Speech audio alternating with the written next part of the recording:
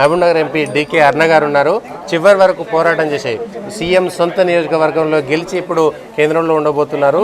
Madam, ముందుగా మీకు శుభాకాంక్షలు. పొలిటికల్ వ్యవస్థ తరపు నుంచి అంటే సీఎంకు కొంత మొన్న ఒక ఎమ్మెల్సీ ఎలక్షన్స్లో కొంత దెబ్బ తగిలింది, మీరు పెద్ద దెబ్బ తగిలించారు. ఎట్లా ఉండబోతుంది?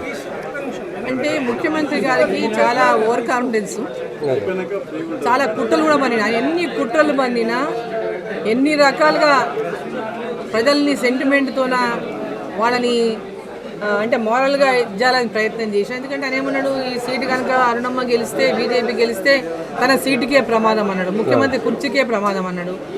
ఈ ప్రాంతంలో రెండవసారి మనకు తెలంగాణ రెండవసారి మన మహబూబ్నగర్కి అవకాశం వచ్చింది, ముఖ్యమంత్రి అయ్యేటటువంటి అవకాశం.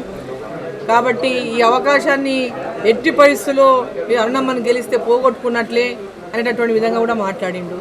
ఇక్కడ డీకే అరుణమ్మని గెలిపిస్తే ముఖ్యమంత్రిగా నాకు గౌరవం ఉండదు, నా మర్యాద పోతుందని మాట్లాడిండు.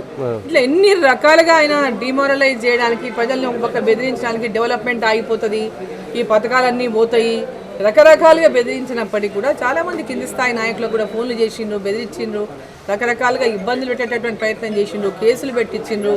వాళ్ళ మీద ఎవరైతే మా పార్టీలో చేరిండ్రో వాళ్ళ మీద కేసులు బనాయించి పెట్టించిండ్రు, వాళ్ళ మీద దాడులు చేయించిండ్రు, అనేక రకాలుగా ఇబ్బందులకు గురి చేసినప్పటికీ కూడా మహబూబ్నగర్ జిల్లా ప్రజలు నరేంద్ర మోదీ గారి నాయకత్వంలో మళ్ళీ మోదీ గారు ప్రధానమంత్రి కావాలి, మా డీకే అరుణమ్మ పాలమూరు నుంచి రిప్రజెంట్ చేయాలి అనేటటువంటి ఒక విపరీతమైనటువంటి అభిమానంతో, నమ్మకంతో, విశ్వాసంతో నా మీద నమ్మకాన్ని ఉంచి దాన్ని గెలిపించిండ్రు.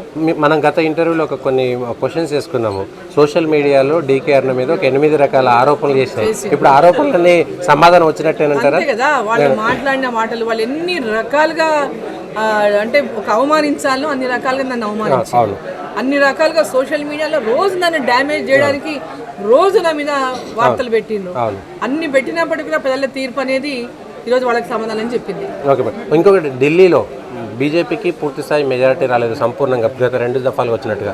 అది మీ మీద ప్రభావం చూపేటువంటి అవకాశం లేదంటారా? ఎలాంటి ప్రభావం చూపదు, దీనికి ఎలాంటి సంబంధం లేదు. మోదీ గారి నాయకత్వం మీద నమ్మకం ఉంది, ప్రజలకందరికీ కూడా, దేశ ప్రజలకందరికీ కూడా నమ్మకం ఉంది. అక్కడ ఎక్కడైతే సీటు తగ్గినాయో అక్కడ లోకల్గా ఉన్నటువంటి ఇష్యూస్ ఏమైనా ఉంటే పార్టీ వాటి మీద విశ్లేషణ చేస్తుంది, దాన్ని ఏ విధంగా ముందుకు తీసుకెళ్ళాలి. ఫైనల్గా మంత్రివర్గంలో ఉండబోతున్నారా డీకే అరుణ గారు? అది నా యొక్క చేతిలో లేనటువంటి విషయం, అది పార్టీ నిర్ణయం. థ్యాంక్ యూ డీకే అరుణ గారు. ఇది ఖచ్చితంగా పాలమూరులో ఏదైతే సోషల్ మీడియాలో కాంగ్రెస్ పార్టీ చేసినటువంటి దుష్ప్రచారానికి ప్రజలే సమాధానం చెప్పారని డీకే అరుణ గారు చెప్తున్నారు.